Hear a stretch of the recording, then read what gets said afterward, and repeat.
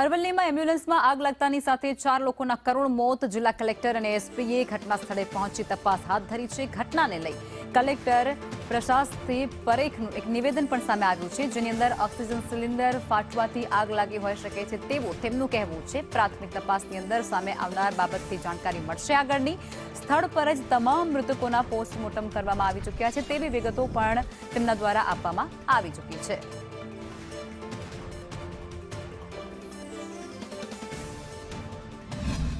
અને આ એક દિવસના બાળકને લઈને એમના પિતા, બાળકના પિતા લગભગ 38 વર્ષના અને એમના જે પરિવારજનો હતા, મોટા બાપા અને દાદી એ રીતે હતા।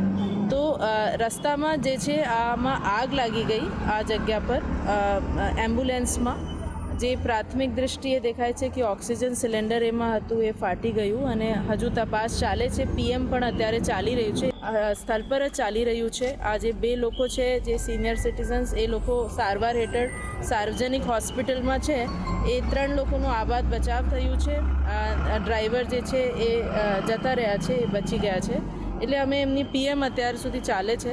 ડિઝાસ્ટર કંટ્રોલમાંથી પોલીસ, એમ્બ્યુલન્સ અને 108 અને ફાયર બ્રિગેડની ટીમો અહીંયા સ્થળ પર પહોંચી ગયેલી હતી અને તાત્કાલિક આગ ઓલવવાનો પ્રયત્ન કરેલો હતો અને ઇજાગ્રસ્તોને સારવાર માટે મોકલેલા હતા। અને આમાં કમનસીબ ઘટનામાં મરણ જનાર નાઓનું સ્થળ ઉપર જ ડૉક્ટરશ્રીને બોલાવી અને પીએમ કરવાની તજવીજ ચાલુમાં છે અને પંચનામું બધું સ્થળ ઉપર કરવામાં આવેલું છે।